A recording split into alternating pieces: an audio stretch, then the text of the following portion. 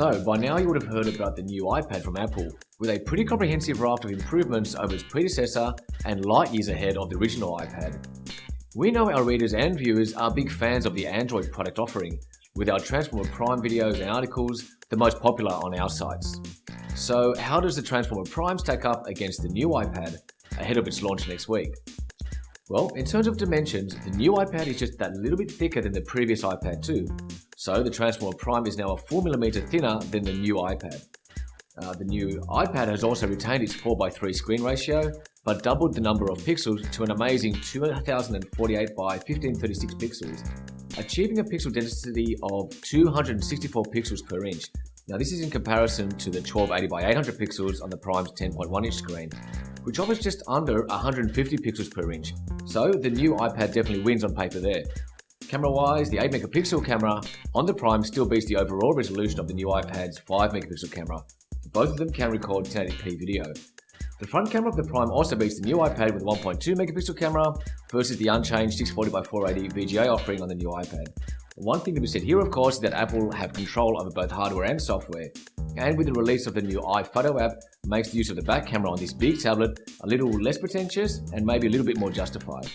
Now, the processor comparison is by far the most contentious issue right now, with Apple claiming to have 4 times the performance of the Prime's Tegra 3 chip.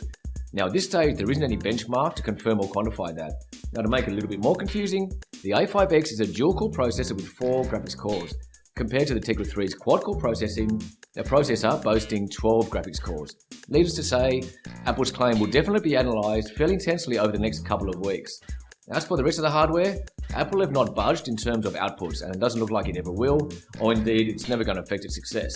On the other hand, the Prime has a comprehensive set of outputs with micro HDMI, micro SD, plus USB on the keyboard dock for easy connectivity. Now, it's one area that Android tablets have a compelling point of difference and makes products like the Prime closer to a PC in terms of functionality and also connectivity. Now, the two operating systems of the two products are now pretty much night and day, with the iOS environment staying the same in its controlled and, of course, one might argue, very comfortable interface. It's extremely intuitive, and the new iPad keeps the physical home button, and notifications have enhanced the overall functionality of the OS. The Prime, on the other hand, takes advantage of the huge amount of flexibility to create a very personal and customized environment with dynamic widgets and the ability to change a large amount of the home screen, which will definitely suit people willing to spend the time exploring and also creating their own space. Now, as far as ecosystems go and content aside, what Apple have announced today will be a very strong contender. With its associated content and ecosystem tie-in, this will keep the new iPad at the top of its game. But if you watch our channel, we like an underdog, and we'll be watching the tablet space with a lot of interest to see how other tablet manufacturers react and also continue to innovate to shore up their share of the tablet market. Until next time.